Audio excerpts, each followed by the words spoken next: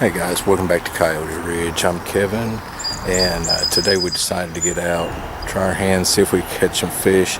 My plan for the day was that if we could catch anything, we were going to do a catch and cook, and I was going to try to use a bit of an unorthodox knife to process the fish.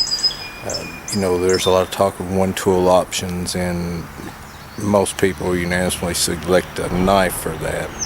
So there's a lot of varying opinions on what that should entail. I was going to break out the Kabar BK2 and just see how it does at processing game. Each knife will have its strengths and weaknesses. This is a really thick knife, so it's not going to be conducive to processing game very well.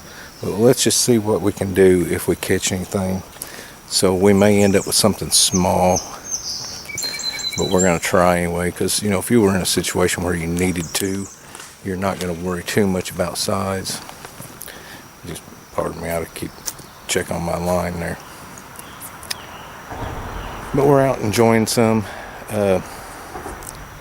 We haven't really had any bites yet. We kind of timed this wrong. Today is a free fishing weekend in my state, and it looks like people have just been beating the water to death. The fish have probably seen a little bit of everything today, but we're going to keep trying and see what we come up with, and I'll get right back to you.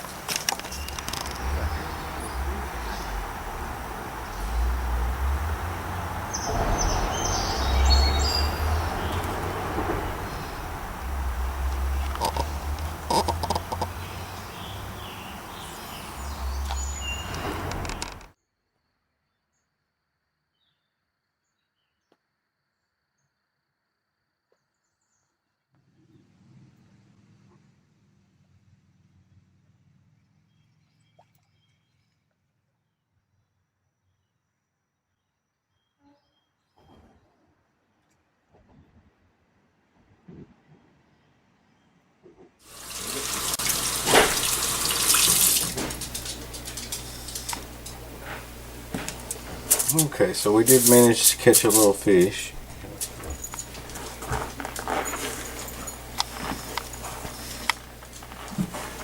They were biting pretty good, but it was mostly just trash fish that we couldn't keep.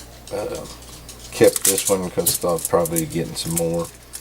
But like I said, we were going to try to see about if the BK2, even though as big of a knife as it is, how it would do as a one-tool option. And part of that is processing game, and a lot of that, the easier game to get would be through fishing. Now, I've done some work on this knife. I've stripped it down, I've put handles on it and everything, but what I haven't done, I haven't changed the grind on it any, and I haven't flattened the spine to make a 90-degree spine. But we're going to try with what it has to go ahead and scale the fish, and we'll just see how it goes.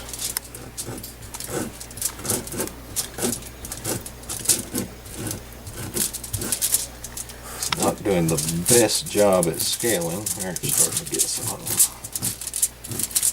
Which, you sharpen up the spine on them, we do a lot better.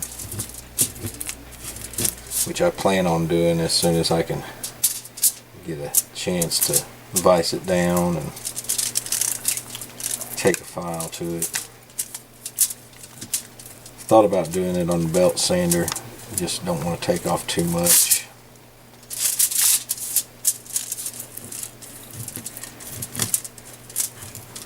There's some parts of the spine that feel like they're a little bit sharper than others.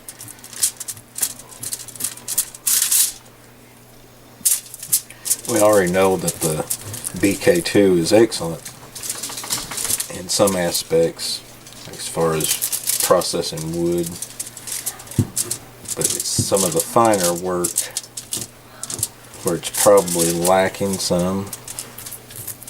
But the one-tool method is the idea of it's been around for quite a few years now. I believe a lot of this discussion began through Dave Canterbury's videos, and I don't think he ever intended for people to just carry one tool with them, but it was kind of the idea of, if that's all you had was one tool, what would you prefer it to be? And a knife is pretty much the go-to in that situation. So, you know, people choose a heavier knife for the wood processing capability of it. But you know, you can process with thinner knives, thinner blades. You just have to be more careful as far as batoning and everything. So we've got the bulk of the scales here, it looks like.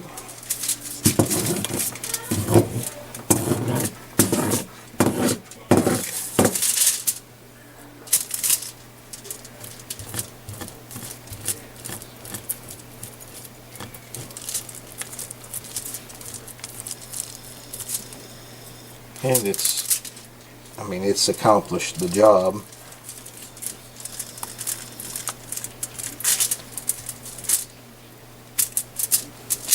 Okay, now to see about cleaning it.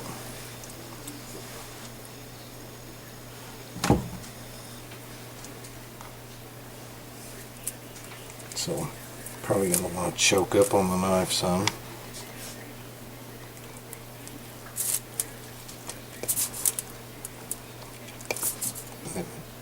Thick blade's pretty unwieldy and getting in there and getting it started.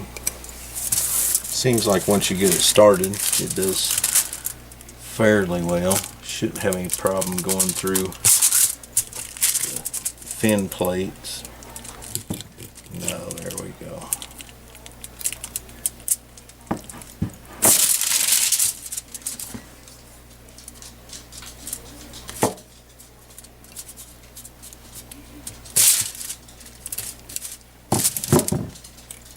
So we managed to open it up pretty good. We can reach in, remove the guts.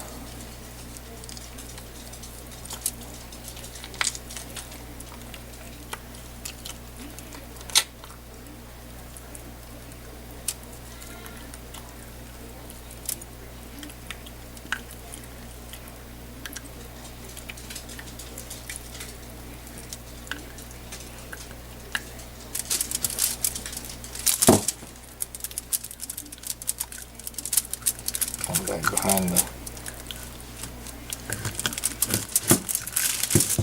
gill plate.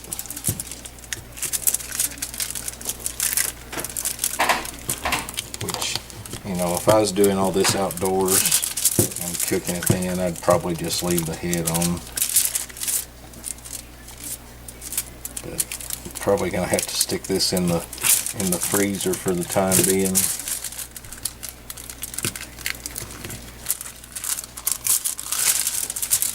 You know, to get these knives sharp, it takes a little bit of work, I found, just for the massive thickness of the steel, but you can get it working sharp fairly easy. And let me rinse this off.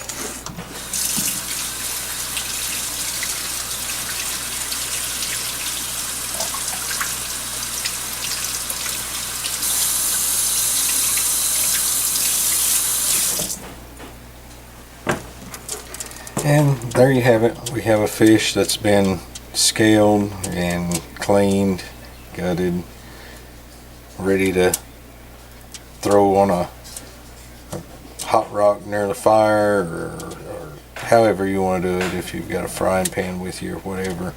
But it just shows that the knife is capable.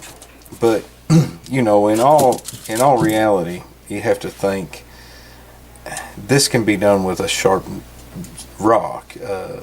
You know, people didn't always have metal tools. A lot of native peoples used stone tools and did this same thing. So we get a little carried away with some of our preferences in the tools that we use, the knives we use. You just have to find what's right for you.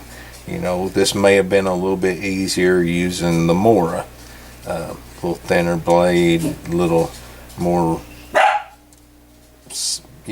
basically designed more for a purpose like this. But it's not so much for batoning through wood and everything. But it gets the job done.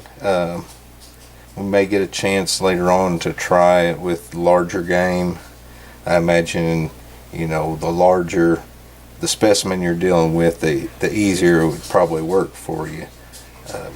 Just because you've just got more room to work with, But it did the job just fine. So guys, just remember, pick what suits you, your style, your personality, what you are going to be using your knife for most.